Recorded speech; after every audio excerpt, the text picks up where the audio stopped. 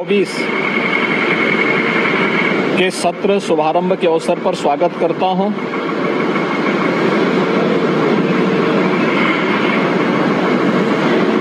अयोध्या में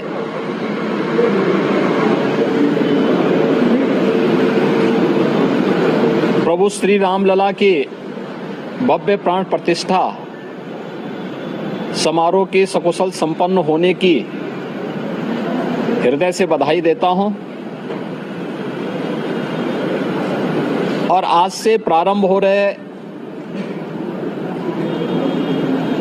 वर्ष 2024 के उत्तर प्रदेश विधानमंडल सत्र शुभारंभ के अवसर पर सभी माननीय सदस्यों का भी मैं हृदय से स्वागत करता हूं। सत्र का शुभारंभ अभी कुछ देर बाद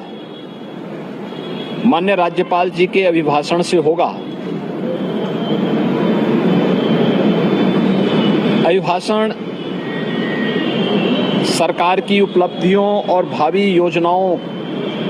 का एक बहुत महत्वपूर्ण दस्तावेज होता है और किसी भी सत्र के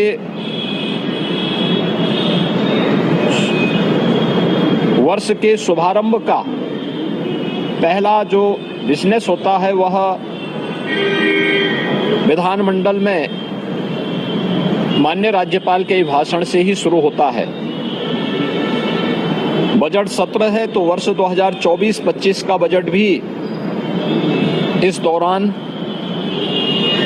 उत्तर प्रदेश विधानमंडल में प्रस्तुत होगा और वर्ष भर के आय व्यय को लेकर के सदन में चर्चा होगी।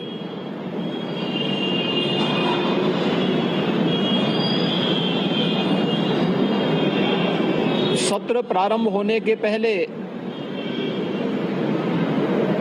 दलीय नेताओं से संबंधित बैठक और उससे पूर्व बिजनेस एडवाइजरी कमेटी की बैठक भी संपन्न होकर के जो कार्य योजनाएं तय हुई हैं उसके अनुसार सरकार ने अपनी पूरी तैयारी भी की है। उत्तर प्रदेश विधानमंडल 25 करोड़ जनता जनार्दन की आशा आकांक्षाओं और अपेक्षाओं का एक केंद्र है। जनता से जुड़ी हुई हर सुख दुख से जुड़ी हुई घटनाओं को उल्लास और विषाद से जुड़ी हुई घटनाओं का यह साक्षी है। मुझे प्रसन्नता है कि उत्तर प्रदेश विधानमंडल पिछले 5-6 वर्षों के अंदर लोकतंत्र के एक महत्वपूर्ण स्तंभ के रूप में अपनी सकारात्मक चर्चा के लिए जाना जा रहा है।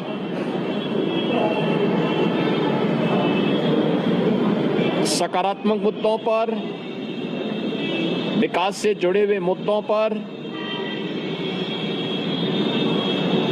हर माननीय सदस्य अपनी बात को सदन में रखने के लिए उत्सुक दिखाई देता है और मैं इस अवसर पर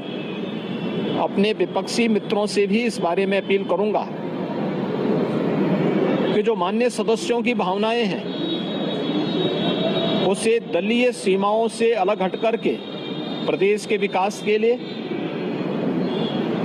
विधान सभा या विधान परिषद को हमें एक सकारात्मक चर्चा का केंद्र बनाने की आवश्यकता है और उस दिशा से यह सत्र हमारे लिए बहुत महत्वपूर्ण सत्र होगा। राज्यपाल जी के भाषण पर चर्चा होगी, उसका जवाब भी सरकार की तरफ से जाएगा। बजट पर चर्चा होगी, माननीय सदस्यों को अपनी राय इन दोनों महत्वपूर्ण मुद्दों पर और अनुदान मांगों पर रखने का अवसर प्राप्त होगा। इसके अलावा अपने अपने विधानसभा क्षेत्र से जुड़े हुए या प्रदेश के विकास से जुड़ी हुई महत्वपूर्ण बातों को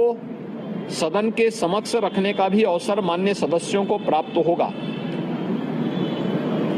मुझे विश्वास है कि जो एक सकारात्मक माहौल प्रदेश के बारे में बना है, देश में, दुनिया में, उस सकारात्मक माहौल का लाभ विरोधी दल भी लेकर के एक सकारात्मक चर्चा का केंद्र विधानमंडल को बनाने में अपना योगदान देंगे। हमने कल भी दलीय नेताओं की बैठक में इस बारे में बहुत स्पष्ट रूप से कहा है कि सरकार हर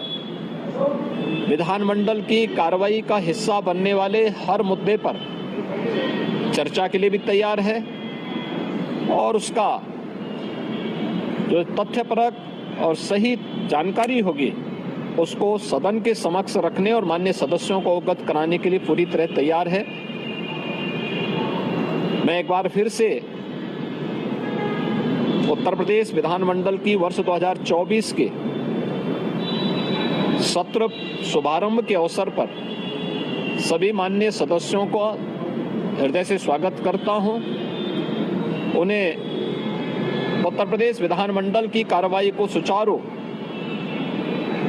और नियम संगत तरीके से आगे बढ़ाने के लिए उन सब का आह्वान करता हूं। लोकतंत्र के उन मूल्यों और आदर्शों के अनुरूप